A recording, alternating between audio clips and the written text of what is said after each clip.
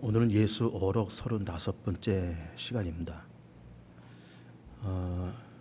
주로 이제 마태복음 5장서부터 시작을 해서 5장, 6장, 7장 이렇게 넘어왔는데 사실은 그 마태복음 5장, 6장, 7장 말씀을 이른바 그 산상수훈이다 그렇게 이야기합니다. 예수님께서 산에서 말씀하신 보배로운 말씀이다. 그래서 예수님의 산상수훈. 그러면서 우리는 그동안 이제 35번째 시간까지 이렇게 달려 오면서 오늘 그 산상수훈의 마지막이고 또 결론적인 부분을 이제 말씀하신 것을 우리 지금 봅니다. 두 종류의 사람이 있다는 거죠. 어떤 사람은 반석 위에 집을 짓는 사람이 있고 어떤 사람은 모래 위에 집을 짓는 사람이 있다. 그런데 짓는다고 하는 것은 똑같은 사건이지만 그 결과가 다르다는 거죠. 근데 그 결과가 올 때는 결과 이전에 어떤 사건이 발생하는데 창수가 나고 바람이 분다는 거예요. 이제 창수란 말이 이렇게 있어서 별로 잘 사용하지 않는 말인데 누구 이름 같기도 하고 별로 사용하지 않는 말이지만은 홍수란 말이죠. 홍수. 홍수가 나고 바람이 불 때 모래 위에 지은 집은 쉽게 무너지지만 반석 위에 집을 지으면 그 집이 무너지지 않는다. 그렇기 때문에 반석 위에다가 집을 지어야 된다라는 말씀을 이제 하시고 있어요. 사실은 이 말씀이 우리는 참 유명한 말씀이고 우리가 굳이 오늘 이렇게 본문으로 이렇게 보질 않았어도 이미 이전에 우리는 여러 번 듣고 본 이제 그런 말씀일 것 같아요. 근데 이제 이 반석과 모래라는 이런 얘기를 하고 있으면서 일단 그 이스라엘 나라의 지형, 기후, 토질 이런 거에 대한 약간의 상식이 있어야 이 말씀을 좀 우리가 쉽게 더 잘 이해를 할 수가 있습니다. 우리나라의 하천들은 대부분 어쨌든 1년 12달 물이 흐릅니다. 한강이 마른 적이 있습니까? 한강은 늘 물이 흘러요. 우리 요 앞에 있는 우리 여기 광명시에서 개봉도로 넘어갈 때 하천이 하나 있잖아요. 그게 목감천이고 또 이제 철산동에서 저쪽 대림동이나 혹은 독산동 넘어갈 때 하천이 하나 있는데 그것이 안양천이에요. 그리고 이 두 하천이 흘러서 한강으로 이렇게 흘러 들어갑니다. 그래서 우리나라의 이 하천들은 강이나 하천들은 1년 12달 물이 마른 적이 없습니다. 늘 물이 흘러요. 그러나 이 이스라엘 나라에는 물이 흐를 때가 있는가 하면 흐르지 않을 때가 있습니다. 그리고 우리나라의 이 비나 눈은 사시사철로 오잖아요. 우리나라 요즘 이제 장마철인데 물론 장마철에 비가 좀 많이 오는 경우도 있겠지만 가을에도 비 오고 겨울에는 눈이 오고 봄엔 또 봄비가 내리고 그러면서 사시사철 비나 눈이 거의 끊임이 없어요. 근데 이제 이 이스라엘 땅에는 항상 건기와 우기가 있어서 건기 때는 비가 정말 지독하게 안 오고 우기 때는 정말 너무너무 많이 오고 그래서 그것이 언젠가 하면은 여름철 7, 8월 달이 건기고 그리고 겨울에 12월, 1월, 2월 이래 겨울이 우기예요. 우리는 정반대죠. 우기입니다. 그래서 우기 때는 비가 많이 오고 건기 때는 비가 거의 안 와요. 근데 비가 안 와도 우리는 비가 오거나 안 오거나 늘 한강에 목감천 이런 데 물이 마르지 않고 흐르지만 이스라엘 땅에는 그 땅에 있는 하천들은 우기 때는 물이 흐르지만 건기 때는 물이 흐르지 않습니다. 바짝 말라 있어요. 그래서 여러분들이 한두 번 아마 상식적으로 그런 말을 들었는지 모르겠는데 그 와디라는 것이 있습니다. 와디. 그 와디가 뭔가 하면은 평소에는 물이 흐르질 않아요. 평평한 하천 바닥입니다. 하천 바닥이니까 평평하고 저지대니까는 거기다가 집을 짓기가 좋을 것만 같은 거예요. 평평하니까 널찍하니까. 근데 그 건기 때 거기다 집을 짓는다고 치면은 그때는 비가 안 와서 모르지만 우기가 있단 말이에요. 겨울에 우기가 돼서 물이 이제 비가 오면은 물이 이제 하천으로 흘러가면서 막 그냥 모든 거 다 휩쓸고 내려갈 만한 그런 물들이 흘러간단 말이에요. 그래서 건기 때 뽀송뽀송 마른 그런 하천 바닥에 집 짓기가 좋다 해서 거기다 집을 졌다가는 우기 때는 그냥 다 쓸려 내려가는 거예요. 그것이 어리석은 사람이라는 거죠.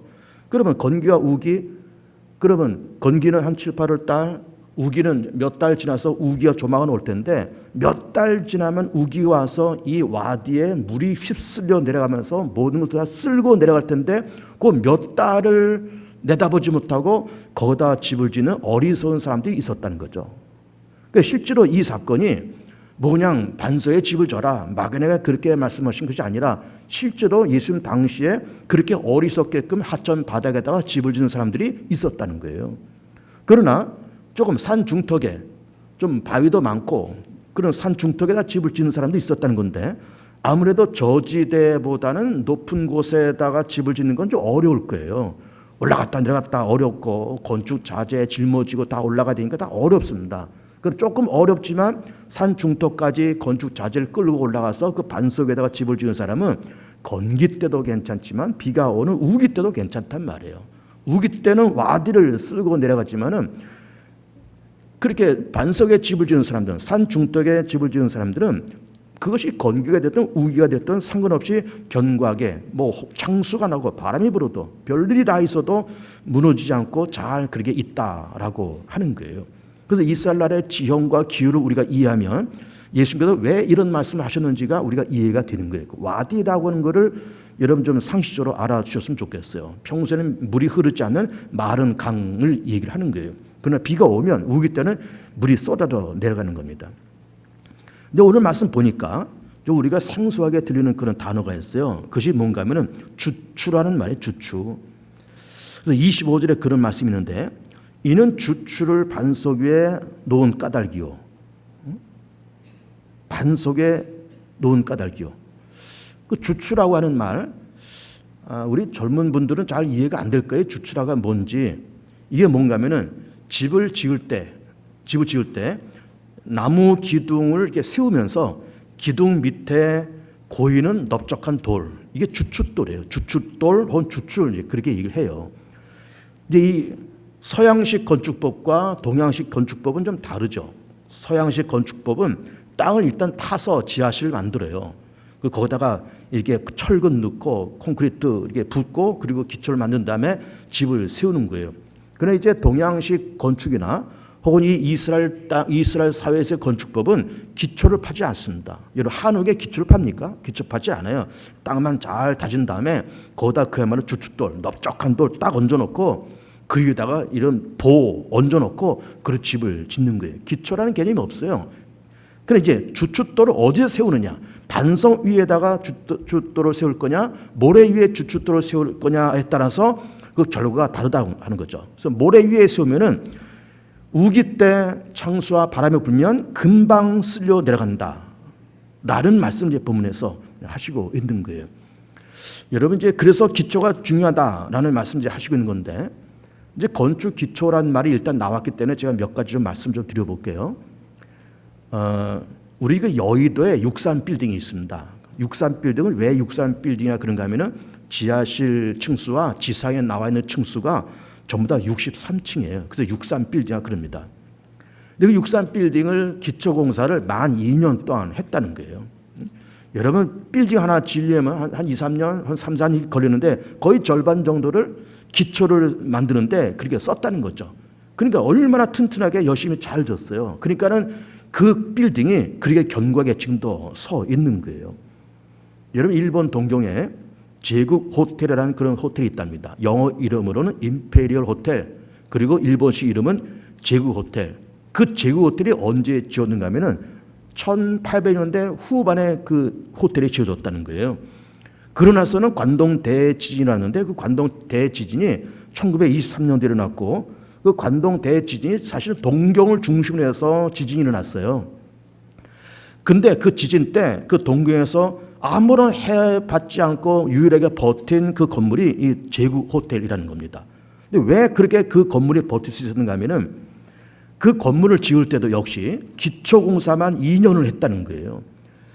얼마나 많은 기초를 이제 했는지 거기다가 장비, 거기다가 콘크리트 그런 걸 다 이렇게 집어넣어서 2년 동안 건물을 그 기초를 만들었는데 그 기초 만들 때 사람들이 뭐 그까짓 거 뭐 대단한 건물이라고 기초를 만드는데 2년씩이나 허비하고 그렇게 엄청난 공사비를 그렇게 집어넣고 왜 그러냐면서 말들이 많았는데 1923년도에 관동 대진을 때 피해받지 않고 유일하게 서 있는 그 건물이 그 건물이었다고 하는 거예요.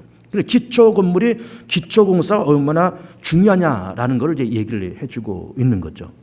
여기 우리나라의 그 잠실에 제1롯데 건물이 있습니다. 123층입니다. 그리고 높이가 555m예요. 그리고 기초공사를 할 때 기초에만 철근이 4,000톤, 그리고 레미콘이 5,300대가 들어갔다는 거예요. 그러니까 얼마나 기초공사를 튼튼히 한 겁니까?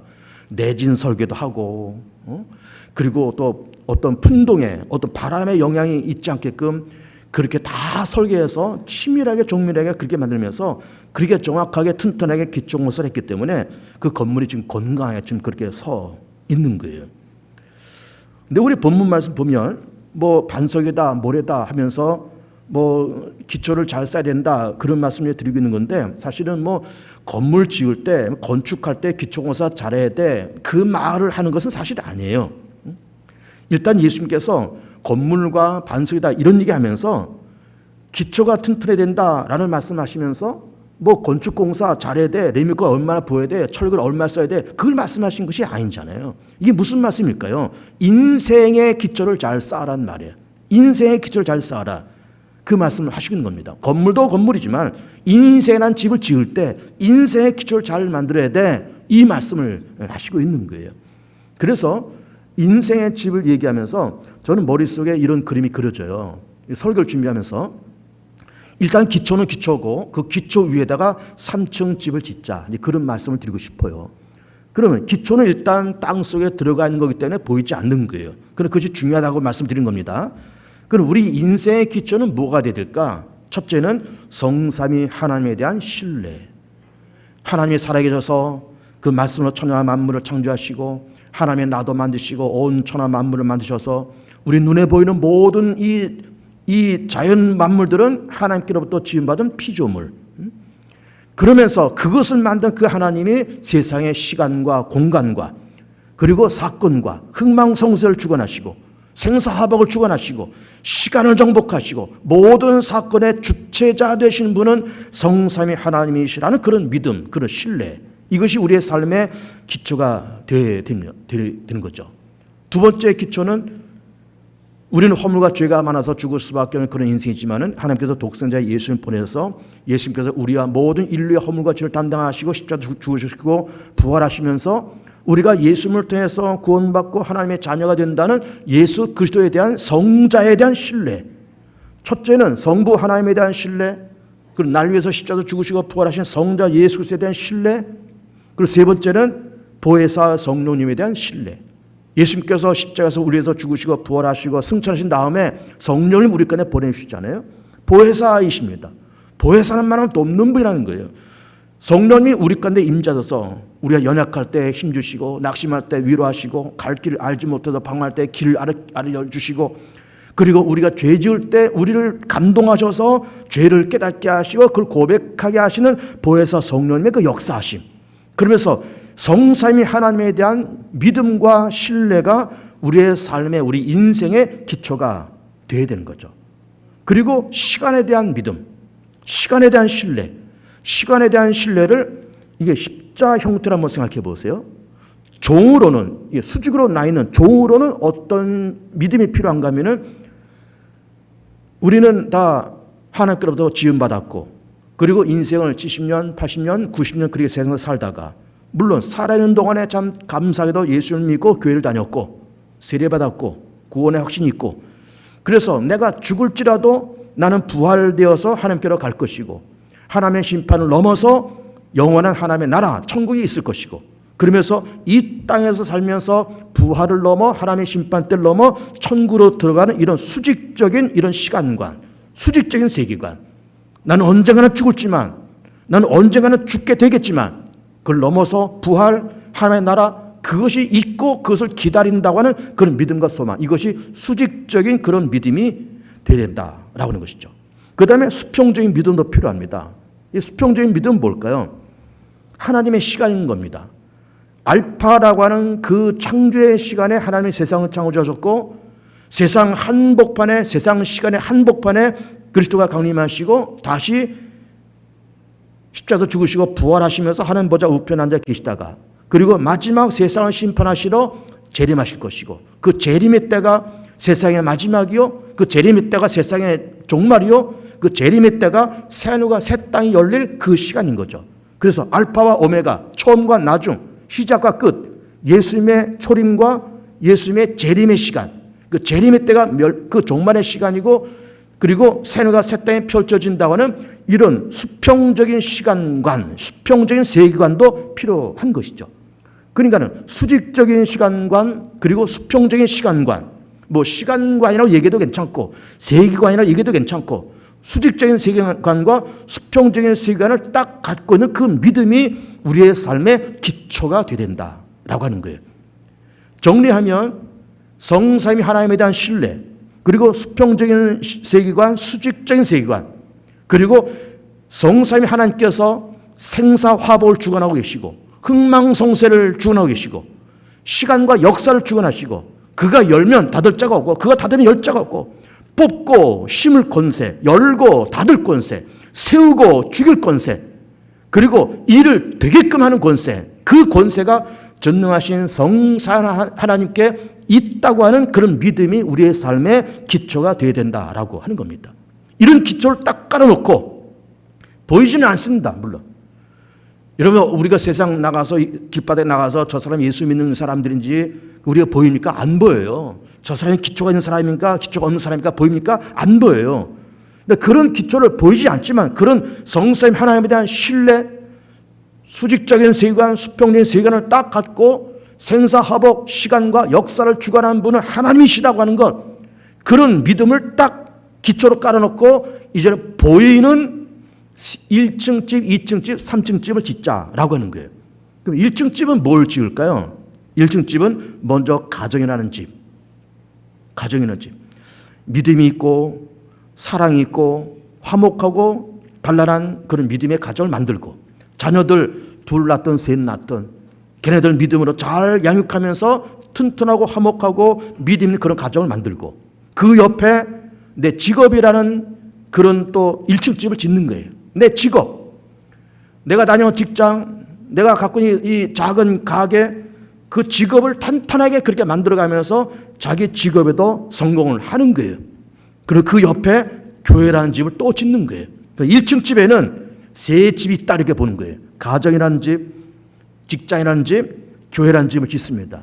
내가 교회를 다니면서 개봉주학을 다니면서 여기서 등록하고 여기서 세례받고 여기서 집사가 되고 여기서 항존직이 되고 여기서 내가 봉사하다가 여기서 내가 생을 마치고 담임 목사님에 의해서 장례식 치러지고 2대 3대가 뿌리를 내리면서 개봉주학을 다니면서 여기서 충성하고 봉사하고 헌신하고 그런 교회라는 집을 또 지어 나가는 거예요. 가정이라는 집, 직업이라는 집, 교회라는 집을 1층 집을 잘 만드는 거예요. 그 위에다가 2층 집을 지읍시다. 그 2층 집이 뭘까요? 우리는 세상을 살면서 주어진 7, 80년 인생을 살고 하나님의 은혜 가운데 우리는 그렇게 먹고 살면서 그렇게 살아가겠지만은 우리는 그래도 뭔가 해야 될 사명이 있고 책임이 있습니다. 뭔가 해야 될 일이 있어요. 뭔가 감당해야 될 십자가가 있습니다. 네 십자가를 짊어지고 나를 따라오라는 그 말씀처럼 우리는 작거나 크거나 우리에게 맡겨진 사명이 있습니다. 일거리가 있습니다. 이 정도는 해봐. 아무개야, 아무개 집사야, 이 정도는 좀 해. 이 정도는 좀 이루어봐.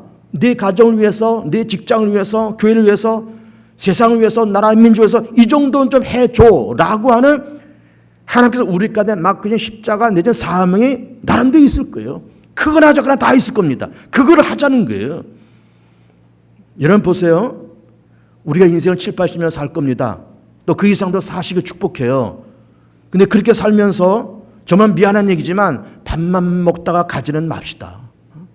시간만 때우다가 가지는 맙시다. 덜렁덜렁 살다가 가지는 맙시다. 뭔가 내가 하나님께로부터 부여받은 사명과 책임이 있을 텐데 그걸 뭔가 하나를 하고서 갑시다. 뭔가 일이 있을 거예요. 너 자식이라도 번듯하게 키워. 그런 사명이 있든지 너 교회를 위해서 그 정도 좀 기여 좀 해봐. 그런 사명이 있든지 네가 다니는 그 직장 좀 잘 되기 위해서 너 이런 걸 좀 헌신 좀 해봐 라고 하는 나름대로 어떤 사명과 책임이 분명히 있는 거예요. 월급만 따먹기 위해서 회사 다니지 마시고 밥만 먹다가 세상 떠나지 마시고 덜렁덜렁 세상 살다가 시간만 허비하다가 세상 떠나지 말자 그 말이에요. 그냥 공짜로 얻어먹을 건 뭐 없나? 따먹고 다 따먹고 공짜로 먹고 다 얻어먹고 하나님께서 주시는 거 다 빨아먹고 그러다가 가지만 말자 그 말이에요.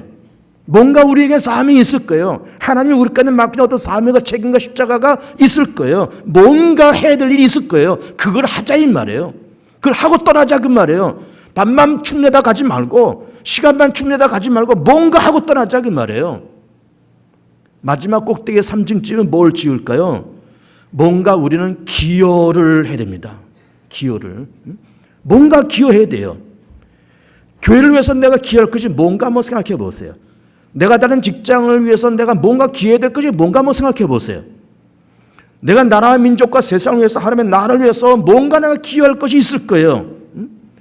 그냥 빨아먹고만 도망가는 그런 사람이 아니라 공짜만 얻어먹고 돌아가는 사람이 아니라 뭔가 시간만 허비하다가 밥만 먹다가 그렇게 하는 사람이 아니라 뭔가 기여를 하고 보탬이 되고 저 사람 개봉주한테 보탬된다.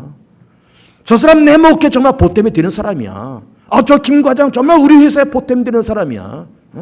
그런 삶을 살자 그 말이야. 저거 월급이나 땀 버는 놈이다. 그런 말 듣지 말고 저 사람 정말 보탬이 돼. 저 김 과장 정말 보탬되는 사람이야. 저 김 집사 우리 집 교회 정말 보탬되는 사람이야.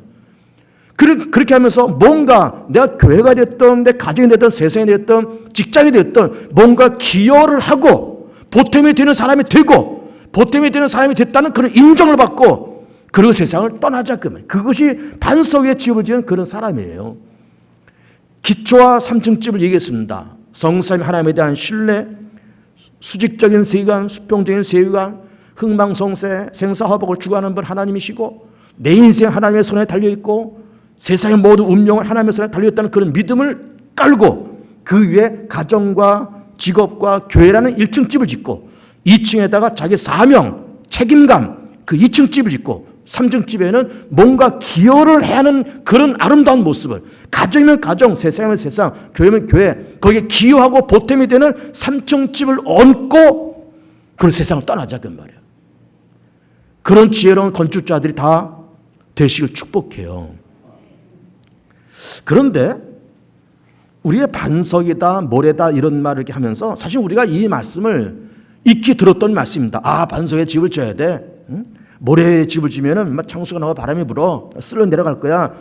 익히 들었던 말씀인데 그러면서 반석과 모래라고 하는 말은 우리 머릿속에 잔뜩 이게 있지만 우리가 쉽게 놓쳤던 성경 구절이 있어요. 그 구절이 어딘가 하면은 그것이 24절입니다. 한번 보실래요?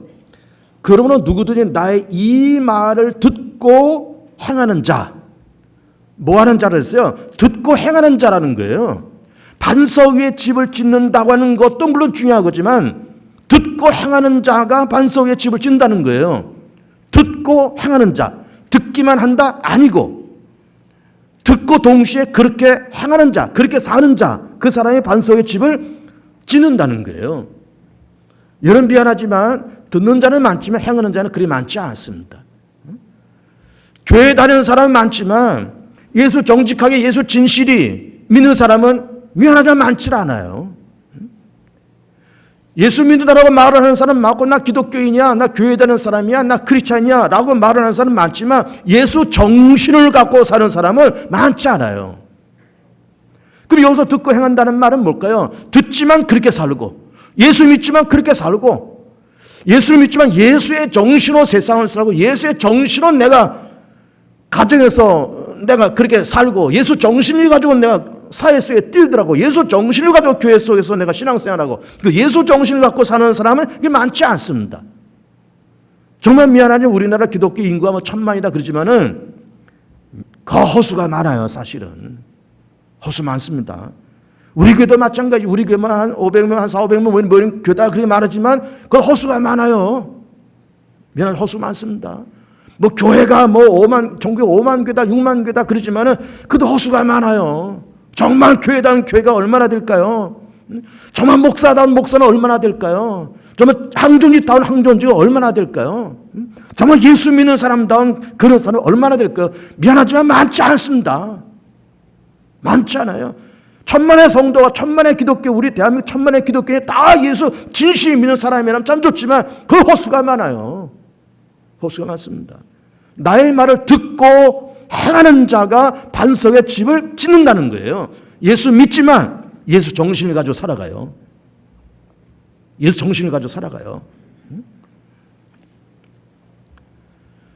하나님이 이 시대에 무엇을 안타까워하실까? 이런 것을 한번 생각해 보는 거예요. 하나님이 이 시대에 무엇을 안타깝게 생각하시고 무엇을 고민하고 계실까? 하나님이 무엇을 지금 고민하고 계실까? 하나님이 무엇을 소망하고 계실까? 아무래도 소망이라는 말이 참 좋은 말이고 다 우리가 소망을 품고 세상을 살지만 하나님도 소망이 있는 거예요. 하나님은 무슨 소망을 갖고 계실까? 하나님은 뭘 갖고 아파하실까? 날 위해서 십자가에서 죽으신 그 예수님께서 두 손 두 발에 못 박이시고 머리에 가시면을 쓰셨는데 그 아픔을 당하시고 그렇게 죽으셨는데 나 때문에 나의 어떤 것 때문에 또 아파하실까? 나는 또 예수님의 손에다가 예수의 발에다가 또 못을 박는 사람이 아닐까? 못을 빼는 사람이 아니라 나는 또 못질하는 사람이 아닐까? 예수님의 가시면류관 이걸 벗겨드리는 사람이 돼야 되는데 나는 두 겹, 세 겹 가시면류관을 또 그 머리에 씌우는 사람이 아닐까? 씌우는 사람 아닐까? 하나님 뭘 갖고 좀 아파하실까? 하나님 개봉주한교를 바라보시면서 뭘 좀 안타까워하시고 뭘 고치고 싶어 하시고 무엇 때문에 아파하실까? 이런 걸 생각하면서 맞아 그걸 거야. 그러면서 거기에 조용히 뛰어들어가서 함께 섞여가는 그런 사람이 예수를 진실로 믿는 사람이고 그것이 바로 예수의 정신으로 세상을 살아가는 그런 삶인 겁니다. 그런 삶인 거예요. 우리나라 개신교 복음이 1884년에 들어왔습니다. 장로교 선교사 언더우드, 감리교 선교사 안펜셀러 이분들이 벌써 130여 년 전에 여기 조선 땅을 들어왔어요. 1884년에. 무슨 생각 갖고 왔을까요? 그 젊은 사람들이 20대 젊은 사람들이 무슨 생각 갖고 들어왔을까요? 인천항을 통해서 들어왔는데 뭔 생각 갖고 들어왔을까요? 하나님이 저 극동에 있는 저 조선 땅을 향해서 하나님이 아파하시고 그 땅을 향해서 나를 부르시고 그 땅의 복음화를 하고 싶은 하나님의 열망을 느끼면서 그 젊은 사람들이 뛰어들어온 거예요. 예수 정신이잖아요. 예수 정신인 겁니다. 오늘 이 시대에 하나님이 아파하는 것이 무엇일까라는 걸 바라보면서 뛰어들어가서 함께 섞여가는 그러한 삶. 이게 예수 정신을 가지고 세상 살아가는 사람들이고 이것이 듣고 행하는 그런 사람들인 거예요. 미안하지만 그냥 예수 믿는다고 폼 잡는 거는 그렇게 아름답지 않습니다. 나 교회 다닌다고 폼 잡는 거 아름답지 않아요. 정말 예수 정신을 갖고 살아가는가? 하나님의 아픔이 뭔지를 알며 살아가는가? 예수님의 아픔이 뭔지를 알고 살아가는가? 예수님이 뭘 갖고 기쁨을 얻으실까라고 하는 걸 가지고 살아갈 수 있는 그런 사람들이 이게 진짜 살아있는 예수를 믿는 사람들이고 그런 사람들이 진정 예수쟁이인 거예요. 명목상의 기독교인이 아닌 진짜 날 위해서 십자가 죽으시고 부활하신 그리스도와 함께 걸어가는 하나님의 아픔과 함께 걸어갈 수 있는 교회의 아픔과 함께 갈 수 있고 아픔 당하는 성도들과 함께 갈 수 있고 아픔 당하는 나라 민족과 세상에서 함께 갈 수 있는 그런 사람이 예수 정신을 갖고 살아가는 사람들이고 그런 사람들이 듣고 행하는 그런 사람들인 겁니다. 그러니까 나는 예수 믿는 사람이야 하고 그냥 이마에 딱지만 얹고 그리 다니는 그런 사람이 아닌 정말 예수의 심장을 갖고 예수의 정신을 갖고 살아가는 그런 사람이 반석의 집을 지은 사람을 말씀을 하시고 있는 겁니다. 근데 세 번째 이게 보면은 그 창수란 말이 나오잖아요. 창수 아까 제가 얘기를 했습니다. 홍수를 한다 그랬습니다. 그리고 27절 보면은 비가 내리고 창수가 난다. 홍수가 났어요. 바람이 불었어요. 근데 보세요. 이 창수와 바람이 모래 위에 집을 지은 거기만 내려갔을까요? 아니에요. 반석 위에 지은 그 집에서도 홍수가 나고 창수가 나고 바람이 불었어요. 그러니까 우리가 예수 믿고 이렇게 살아가면서 내 인생 속에서도, 예수를 잘 믿고는 내 인생 속에서도 창수와 바람이 불 수 있다는 거예요. 여러분, 이게 중요한 겁니다. 모래 위에 있는 사람만이 창수가 났다는 것이 아니에요. 반석 위에서도 창수가 나요. 바람도 불어요.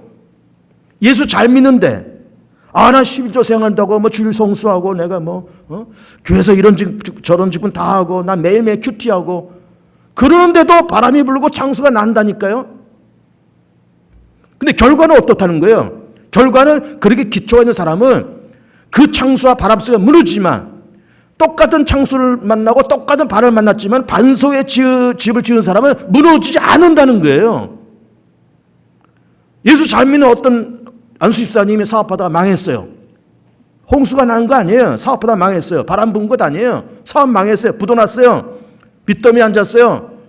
안 믿는 사람은 낙심하죠. 세상 원망하죠. 하나님 원망하죠. 하나님 왜 나를 이렇게 만들었습니까? 원망하고 세상 원망하고 타락하고, 그러다가 어떻게 보면 극단적인 선택을 하고 그럴 수도 있어요. 그러나 믿는 믿음이 있는 사람은, 아까 제가 얘기했잖아요. 기초가 있는 사람, 생사화복을 주관하는 분 하나님이시라고 했잖아요. 열고 닫는 것에 하나님께 있다 그랬잖아요. 그럼 하나님께서 내 인생을 확 뽑으셨어요. 확 뽑아서 던졌어요. 그러나 던지셨지만 다시 심는 분도 하나님이시다. 망하겠지만 흥하게 하는 분도 하나님이시다. 닫아놓으셨지만 여는 분도 하나님이시다. 나를 아예 그냥 코가 납작하도록 이렇게 만드신 하나님이지만 나를 다시 펼치는 분도 하나님이실 거다. 하나님이시다. 그런 믿음을 갖고 여호와 하나님이여 주는 변함없이 너와 함께 계시고, 주님은 나를 이렇게 어렵게 힘들게 만드셨지만 나는 그저 주님에 대한 믿음을 나는 버리지 않고 여전히 당신은 나의 하나님이고 여전히 당신은 나의 주님이시고 여전히 당신은 나의 그리스도십니다. 나는 그 믿음이 있으면서 견뎌나가면 또 사는 거예요. 이게 바람이 불고 창수가 나도 무너지지 않는 그런 인생인 거예요. 그러니까 미안하지만 예수 잘 믿어도 바람 맞을 수 있습니다. 사업하다 실패할 수도 있어요. 암에도 걸릴 수 있어요. 암에도. 불치병, 난치병, 사형선고, 시한부 인생 다 당할 수 있어요. 그런 재앙이 우리를 살살 피해 가기를 먼저 원하지만 걸릴 수 있다 이 말이에요. 그러나 그런 것 때문에 우리 자신이 무너지질 않아요. 무너지지 않습니다. 왜? 믿음의 기초가 있기 때문에 그래요. 믿음의 기초가 있기 때문에. 여러분, 근데 보세요. 여기서 좀 창수다 바람이다라는 걸 얘기하고 있는데 어떤 환란이 온다 그 말 아니에요? 그래서 예를 들어서 잘 나가다 교통사고가 만났어요. 불치병도 만났어요. 사업하다 실패도 합니다. 근데 그게 어떤 가시적인 것만이 아니라 아주 정난한 현실적인 홍수와 현실적인 바람이 뭔지 압니까? 그게 뭘까요? 그거는 인생의 죽음이에요. 죽음이라는 홍수, 죽음이라는 파도, 죽음이라는 바람 확 불어닥치는 거예요. 근데 우리는 기초가 있잖아요. 성령님 하나님에 대한 믿음, 아까 1층 집 짓자 그랬잖아요. 가정, 직장, 자기 직업, 교회, 그 위에 사명, 그 위에 기업. 그렇게 기초를 해서 3층 집을 딱 지은 사람은 죽음이라는 홍수가 찾아오고 죽음이라는 바람이 날 찾아왔지만 그 다음에는 어떻게 되는 거예요? 부활, 영생, 하나님의 나라 가잖아요. 또 역사에 대한 홍수가 있습니다. 역사에 대한 바람이 있어요. 그건 뭘까요? 세상의 종말이에요. 예수께서 재림과 세상의 종말이에요. 온통 유황불로 멸망당할 그때 예수님께서 전사장의 나팔과 전사장의 호령과 나팔 소리에 맞춰서 이 땅에 재림하실 그때, 온 세상이 불로 멸망할 그때, 온 세상의 종말이 선포될 그때, 이때가 창수와 바람이에요. 근데 그때 우리는 이리로 올라오라, 이리로 올라오라 라고 하는 재림 예수님의 음성에 따라서 종말의 때 쑥 하고 우린 들림 받을 거예요. 죽은 자가 부활되고 하나님 나라로 들어가고 세상은 다 유황불에 멸망당할지라도 믿음의 사람들 쑥 하고 부활되고 쑥 하고 휴고되면서 재림하신 예수를 만나고 새하늘과 새 땅 하나님 나라에 들어가서 영생 복락을 누리게 될 겁니다. 이게 창수와 바람인데, 그런 창수와 바람이 와도 우리는 그렇게 된다 그 말이에요. 근데 그건 어쨌든 우리가 죽음의 때요, 역사의 마지막 때이지만 현실적으로 뭐 실패도 찾아오고 어떤 환난도 만나고 병도 걸리고 여러 가지 인간관계도 틀어지고 그런 홍수와 그런 바람을 만날지라도 믿음의 기초가 있고 그러면서 1층, 2층, 3층 집을 잘 지은 사람은 무너지지 않는다는 거예요. 바람이 와도 홍수가 와도 무너지지 않는다는 거예요. 무너지지 않게 축복합니다. 바람이 불 수 있다 그랬습니다. 창수가 날 수 있다 그랬어요. 그러나 무너지지 않는다. 결과가 다르다 그 말이에요. 기초가 없는 사람은 결과가 비참하게 무너지지만은 믿음이 기초 있는 사람들은 그것이 무너지지 않는다는 거예요. 마태복음 16장을 보면은 그 유명한 예수님께서 제자들에게 묻는 말씀이 있잖아요. 사람들이 나는 누구라 하더냐? 그래서 사람들이 그 제자들이 하는 말이 예수님 나를 가르치다가 엘리야라 그랬디다, 뭐 예레미야라 그랬디다. 그러니까 너희는 그럼 나를 누구라 그러냐? 그러니까는 베드로가 하는 말이 주는 그리스도시요 살아계신 하나님의 아들이십니다. 정확하게 고백하잖아요. 그때 예수님께서 바요나 시몬아 내가 복이 떠다 이것을 알게 하는 혈육이 아니요 사람이 아니요 사람을 통해서 배운 게 아니란 말이죠. 혈육이 아니고 하늘의 하나님께서 너를 이렇게 가르쳐주셨다. 그럼 내가 이반소에 내 교회를 세우니 음부의 권세에 이기지 못하리라 그런 말씀을 하세요. 거기서 이반석 위에 교회를 세운다고 할 때 그 말씀이 뭔가 하면 베드로의 신앙 고백 주는 그리스도시요 살아계신 하나님의 아들이십니다라는 그 신앙 고백 위에 교회를 세우니 음부의 권세가 이기지 못한다는 거예요. 그런 믿음의 기초 속에 예수님에 대한 신앙 고백, 성삼위 하나님에 대한 신앙 고백, 수직적인 세계관, 수평적인 세계관, 흥망성쇠와 생사학을 하나님께서 잡고 있다는 그런 믿음의 고백, 이런 기초가 딱 잡히는 사람은 바람도 만날 수 있고 창수도 만날 수 있지만 결과는 무너지지 않는다는 거예요. 결과는 무너지지 않는다. 피라미드를 생각해 보세요. 피라미드. 이 피라미드 구조가 건축에서 가장 안정적인 그런 구조물입니다. 그렇잖아요. 밑에가 평평하고 넓어요. 위로 갈수록 점점 좁아져요. 안정적인 그런 건축 구조물이에요. 그런 집을 지으라는 거예요. 기초를 딱 잡고, 기초를 딱 잡고. 그런데 역피라미드가 되면 이건 위험합니다.